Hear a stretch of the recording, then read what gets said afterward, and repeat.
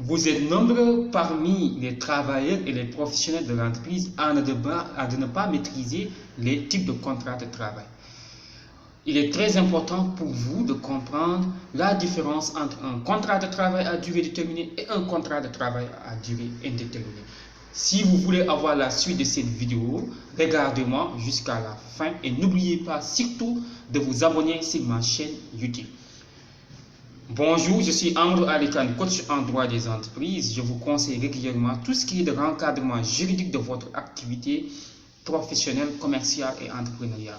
Aujourd'hui, on va voir la différence entre un contrat de travail à durée déterminée et un contrat de travail à durée indéterminée. D'abord, ce qu'il faut savoir, un contrat de travail à durée déterminée, c'est un type de contrat qui a un terme bien déterminé. Donc, le terme est fixé et il n'est renouvelable qu'une seule fois. Il n'est renouvelable qu'une seule fois. Et à la fin de votre contrat de travail à durée déterminée, l'employeur a deux choix. Il a soit l'obligation, il a soit la possibilité de vous prendre en CDI ou bien de vous libérer et de vous payer ce qu'on appelle les indemnités de précarité. C'est les indemnités de fin de contrat de travail à durée déterminée qu'on appelle les indemnités de précarité.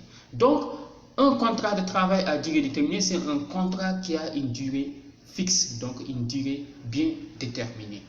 Donc, alors qu'un contrat de travail à durée indéterminée, la durée n'a pas de terme. On sait, le contrat peut aller jusqu'en retraite. Voilà, ce n'est pas un contrat où il y a un terme bien fixé. Non, il n'y a pas de terme bien fixe pour les contrats de travail à durée indéterminée. C'est un contrat qui peut aller jusqu'à la retraite.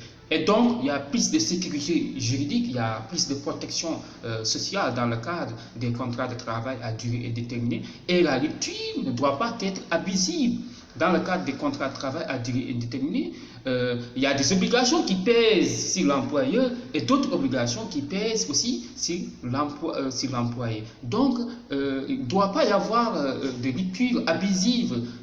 En cas de rupture abusive, chacune des parties a l'obligation de rembourser à l'autre des indemnités, soit des indemnités de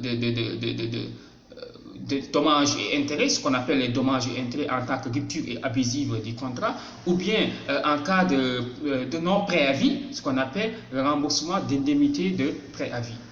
Si vous voulez vraiment avoir des formations à 100% complètes, n'hésitez pas à nous contacter. Nous vous offrons des formations en collaboration avec Vision d'Afrique à partir du 10 février 2022. Donc, vous pouvez vous inscrire au 77 290 28 31. Merci, nous vous donnons rendez-vous à la semaine prochaine. Au revoir.